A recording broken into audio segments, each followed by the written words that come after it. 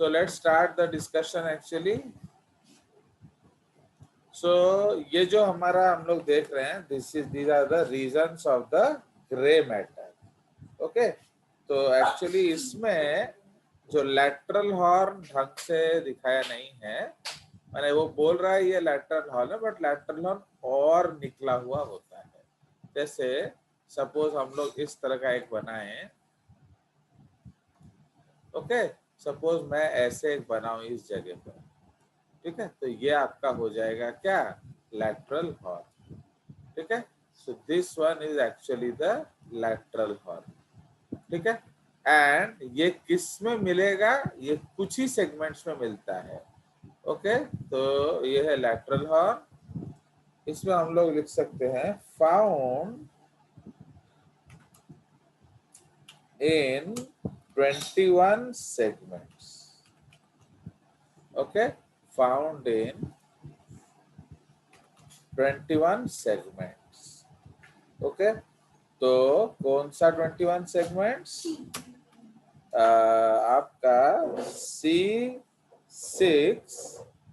Okay, तो C6 7 8 3 हो गया, 12 ठो थोरैसिक, 15 हो गया, 5 ठो लुम्बार, 20 हो गया, एंड एक सैक्रल हो गया.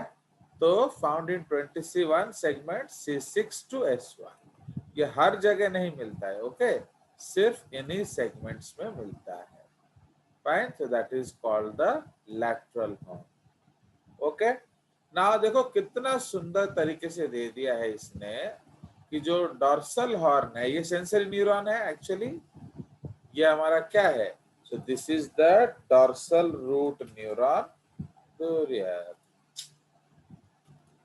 डॉर्सल रूट न्यूरॉन ये क्या है, सेंसरी या afferent.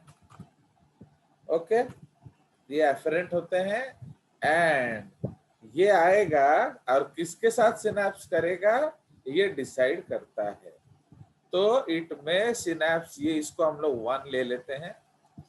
We will take it as 1 and we will take it as 2 and we will take this as 3.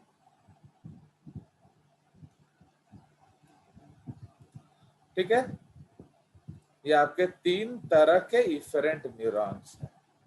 ठीक है, इवन जो आपका जो इंटर न्यूरॉन है वो भी एक टाइप ऑफ इफरेंट है, बट सिंस वो दोनों के बीच में होता है उसको ना हम एफरेंट ना हम इफरेंट बोल सकते. ठीक है, वो एफरेंट भी है वो इफरेंट भी है. नाउ तो इधर हम लोग लिखेंगे. Okay, in case 1. Okay, case 1 में in case of somatic nervous system. Somatic nervous system कौन सा था बताइए, याद है? सोमैटिक नर्वस सिस्टम है वो कहाँ जा रहा है, टू स्केलेटल मसल्स. ओके, जो है कंट्रोल्स skeletal muscles. है. In case of somatic nervous system,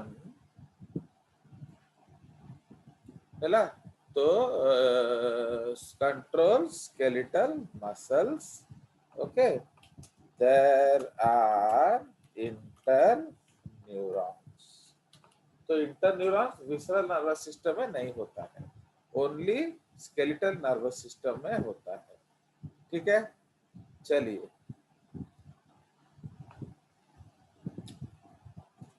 bracket में 1 लिख लेते हैं. हमने ऊपर 1 लिखा है ना. Okay, so in case of somatic nervous system there are interneurons which receive from DRN and convey to the muscles via क्या, आपका 3, ओके, वाया 3। तो 3 क्या है? That is your motor neuron. समझ में आया? तो अगर सोमैटिक, देखो क्या होता है, सेंसेशन सेम होता है बट रेस्पॉन्स अलग अलग होता है। अंडरस्टैंड? मीन्स जो खबर आ रहा है वो सेम है, अब वो किसके साथ सिनैप्स करेगा वो डिसाइड करेगा कि रेस्पॉन्स क्या होगा। ओके, नाउ अगर कोई नॉर्मल इंफॉर्मेशन है, ओके, जिसको हमारे स्केलेटल मसल्स को जाना है, तो क्या होगा? खुला था वो, ओके, तो वो क्या होगा? वो आपके इंटरन्यूरॉन्स को जाएगा। वो एक से ज्यादा भी हो सकते हैं, okay, interneurons can be more than one also, and then ultimately वो 3 के साथ बाहर चला जाएगा। ओके, तो ये है 2 बॉडी, ये है 2 बॉडी। डिफरेंट मतलब क्या होता है? 2 बॉडी। नाउ अब ये जो केस है, आप देखोगे कि इस केस में सीएनएस के अंदर मोर देन वन सिनैप्स हो रहा है। देख रहे हो कि नहीं?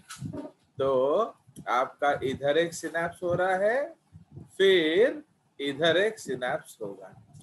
ये यहाँ दिखा नहीं रहा है बट इंटरन्यूरॉन्स इसके साथ कनेक्ट करेगा। ठीक है? Now there may be one or more than interneurons also. So in case of somatic nervous system, there are interneurons which receives from DRN and convey to the muscles via motor neurons. So इस तरह के response को हम लोग क्या कहते हैं? Polysynaptic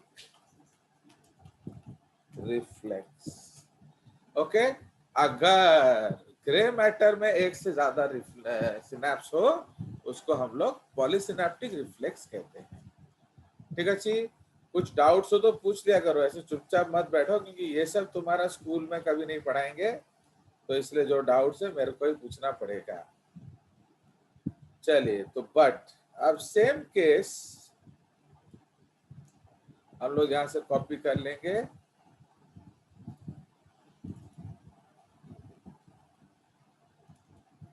okay, अब हम लोग कलर चेंज करते हैं। नाउ ये है बी, केस नंबर बी। तो in case of visceral nervous system, visceral, okay, visceral nervous system, okay, visceral nervous system का मतलब क्या है? ANS, okay, autonomic nervous system,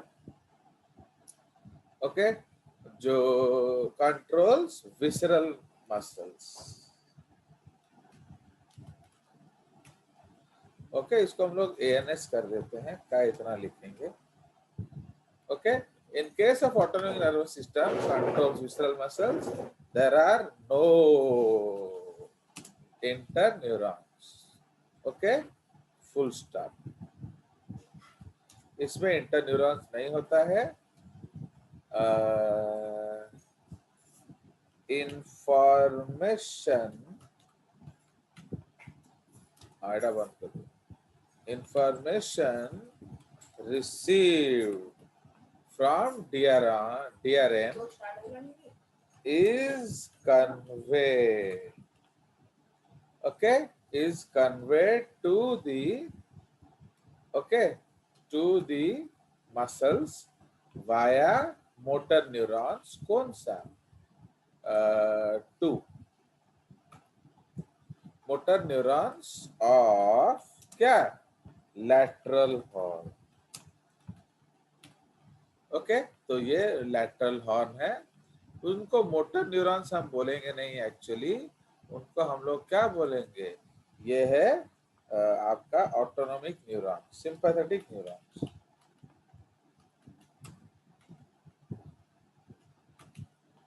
okay, sympathetic neurons of lateral horn. ठीक है?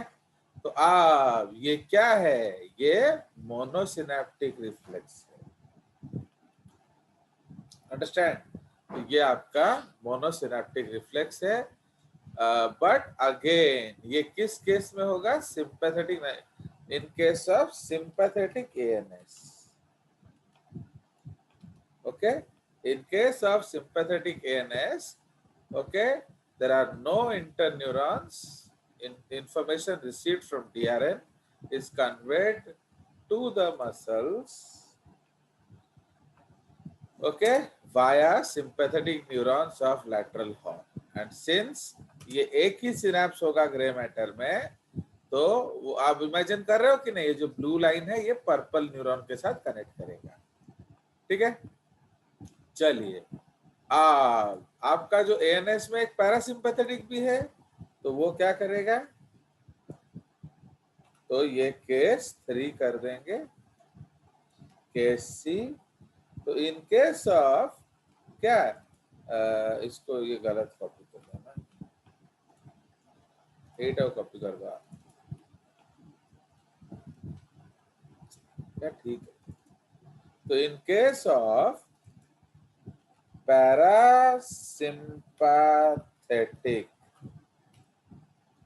Okay, ANS, okay, ये भी controls visceral, okay, visceral muscles at rest. Okay, there are no interneurons, full stop. इसमें भी interneurons नहीं होगा। Information,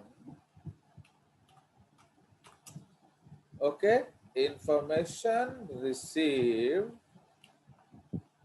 from DRN is conveyed to the muscles via motor neurons, मतलब direct. तो ये 1 आके 3 के साथ सिनेप्स करेगा, okay, the 1 will synapse directly with 3, okay. तो मोटर न्यूरॉन्स, तो इसको हम लोग अगेन मोनोसिनेप्टिक रिफ्लेक्स कहेंगे, ओके। कोई शक, बोलिए। ये बहुत इंपॉर्टेंट टॉपिक है, समझे।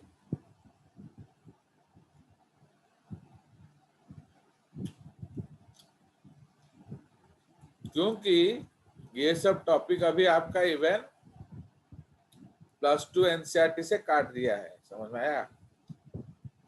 तो इसका एकलौता सोर्स है कौन, बताओ। Yes, it is only one source, ये और आप कहीं नहीं पाएंगे। चलिए, सो ये मैंने बना दिया आपके लिए बढ़िया सा, ओके। सो सेव भी कर दिया ताकि आपको ना भेजा जा सके। अब हम लोग एक और डायग्राम देखने का कोशिश करेंगे। तो आज हमारा खत्म हो जाएगा नर्वस सिस्टम, फिर हम लोग आगे बढ़ेंगे।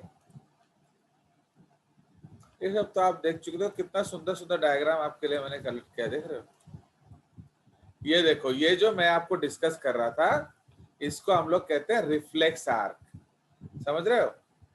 नाउ तुम लोग जो स्कूल में रिफ्लेक्स आर्क अभी 10th में पढ़ोगे, इसको अगर हम लोग नाम दें, राइट, तो ये हम लोग रिफ्लेक्स आर्क नाम दे सकते हैं, heading, okay. So what is the heading of this, reflex arc और रेस्पॉन्स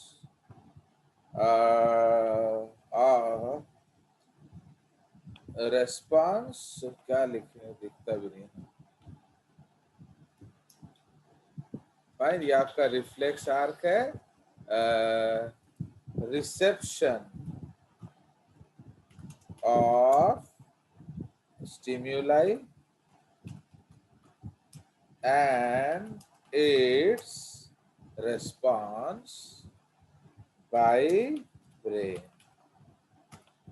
समझ में आया। तो ये जो पार्ट अब हम लोग डिस्कस करेंगे, ठीक है। तो ये आपका इधर है, दिया गया है। बट तो ये जेसीआरटी वाला है। तुम्हारे स्कूल में क्या होगा, ये स्कूल वाला है या एनसीईआरटी वाला है? अकॉर्डिंग टू एनसीईआरटी, ठीक है। तो अकॉर्डिंग टू एनसीईआरटी आपका क्या होगा बताइए?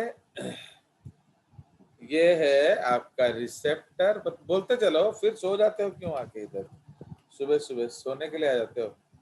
तो रिसेप्टर, रिसेप्टर से कहाँ जाएगा इंफॉर्मेशन? रिसेप्टर के बाद जाएगा सेंट्रल नर्वस सिस्टम। उसके बाद आएगा किधर? रिसेप्टर से कौन लेकर जाएगा एक्चुअली? ये जाएगा सेंसरी न्यूरॉन। ओके, तो सेंसरी न्यूरॉन, उसके बाद आएगा सीएनएस। सीएनएस से जाएगा खबर किधर? आपका मोटर न्यूरॉन। फिर यहां से जाएगा इफेक्टर।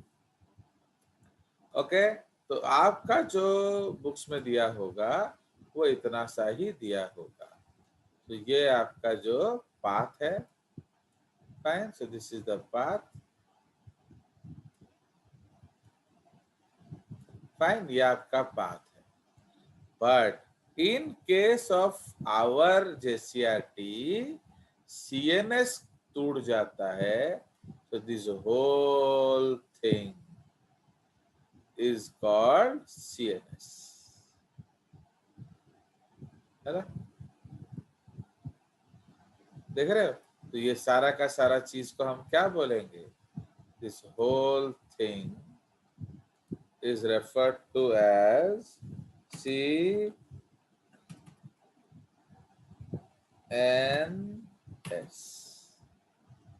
ठीक है। ये पूरा चीज जो है इसको हम क्या बोलेंगे? CNS। ओके,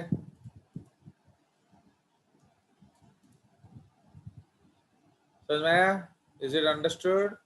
तो मतलब अब जो हमारा सेंसरी इनपुट है वो कहाँ जाएगा? बोलो। वो जाएगा प्राइमरी एरिया।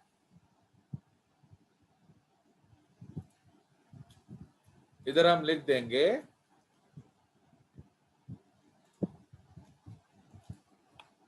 वाया क्या? वाया सेंसरी न्यूरॉन्स, ठीक है।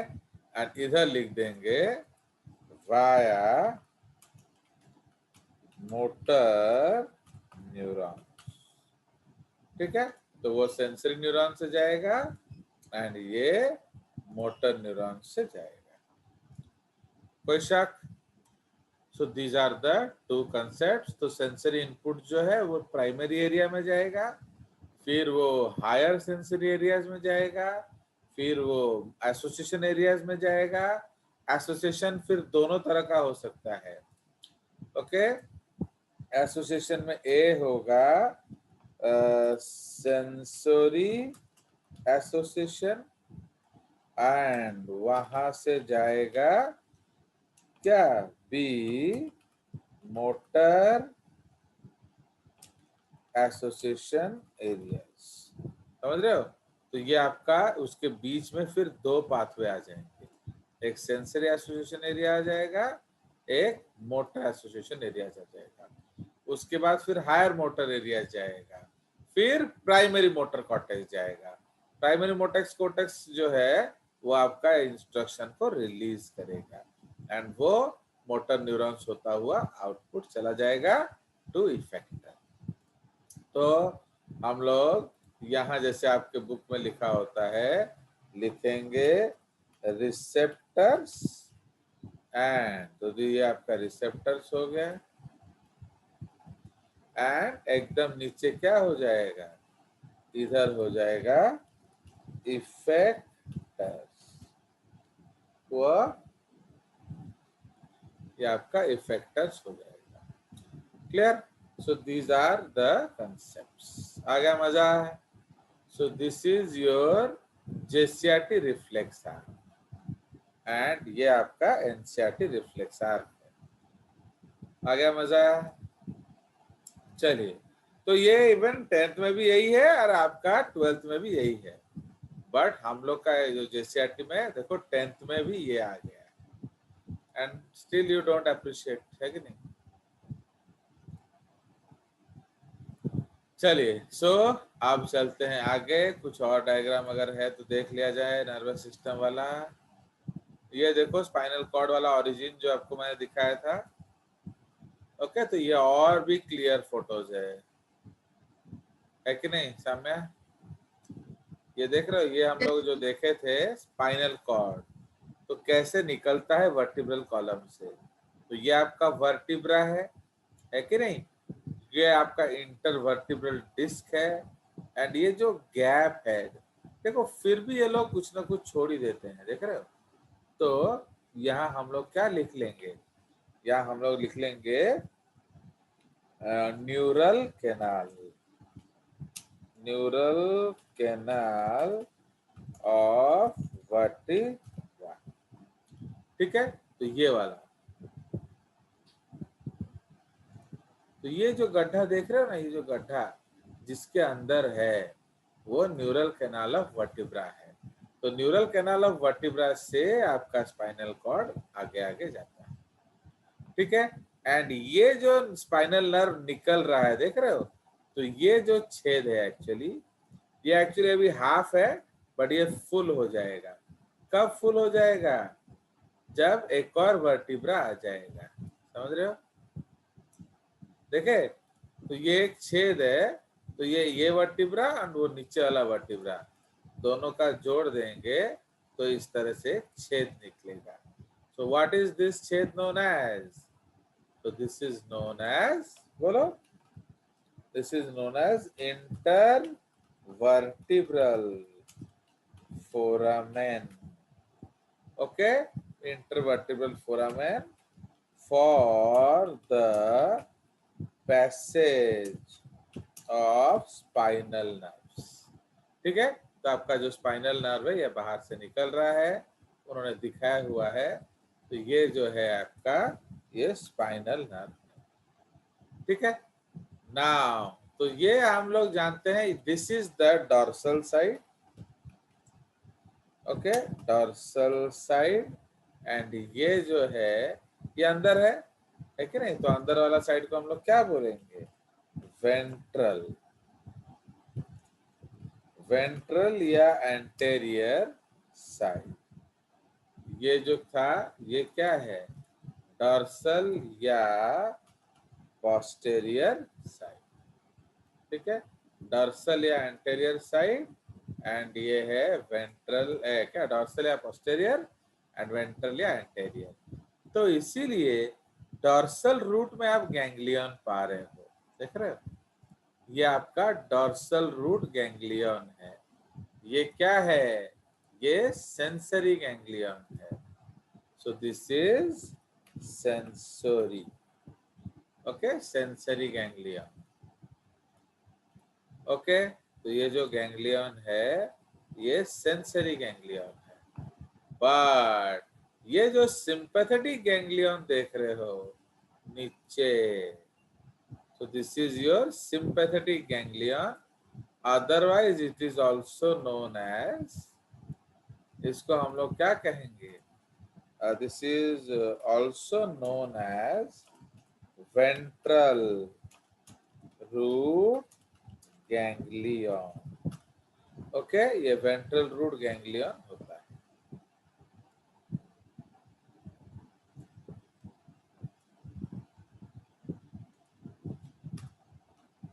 सो ये वेंट्रल रूट गैंग्लियन होता है।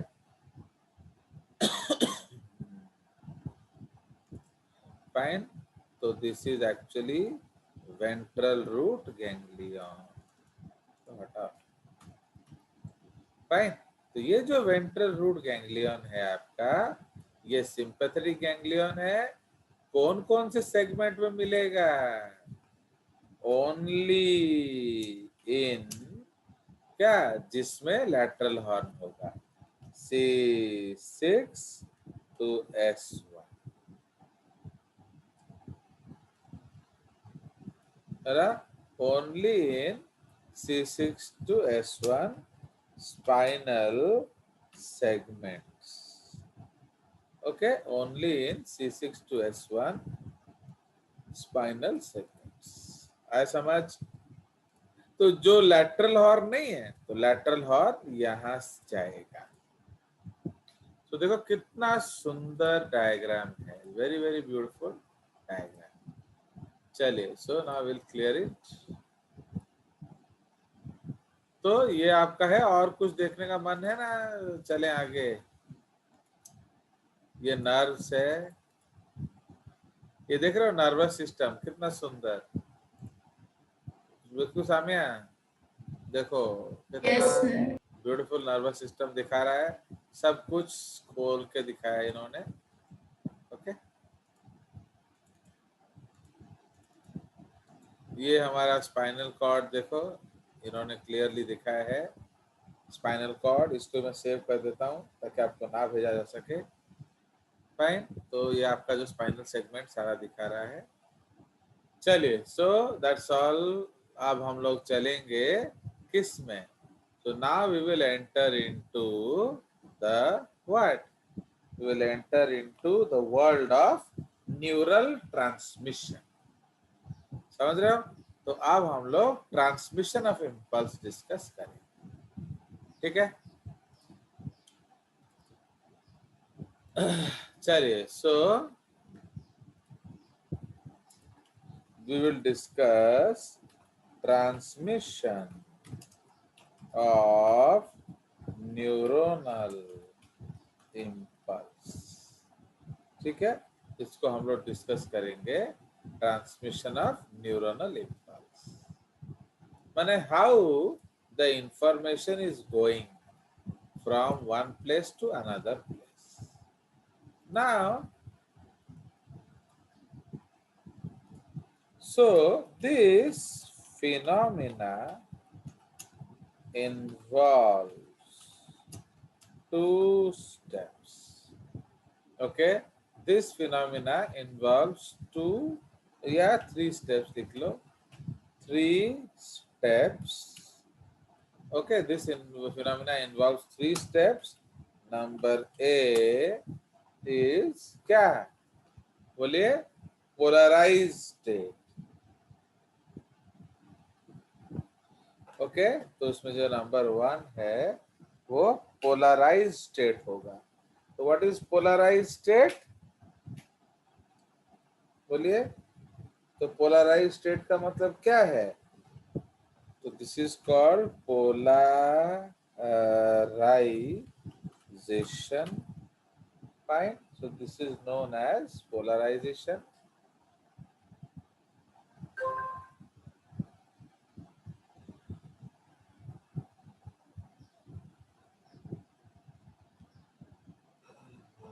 क्या होगा इसको?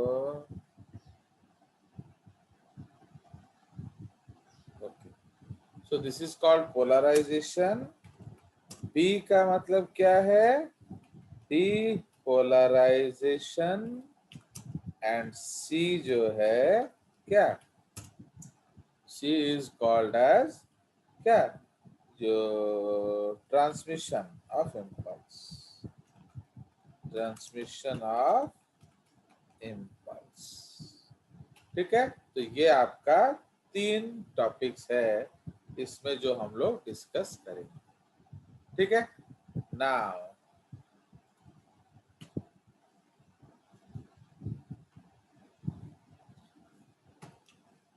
सो अब हम लोग सबसे पहला पॉइंट डिस्कस करेंगे, that is resting state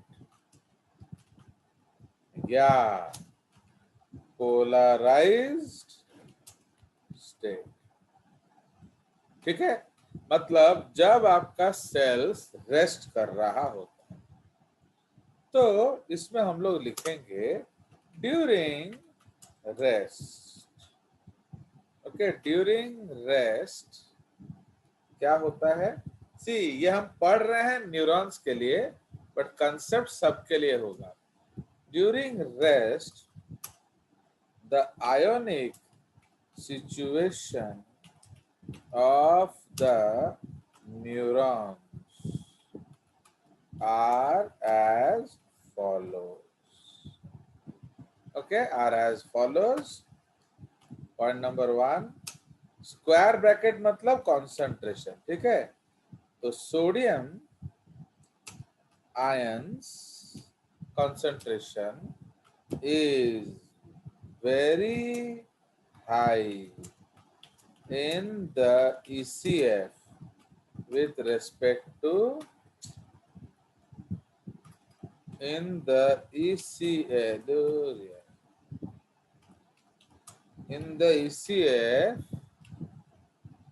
with respect to ICF. What is ECF? याद है? and ICF बताइए, ECF ICF क्या है?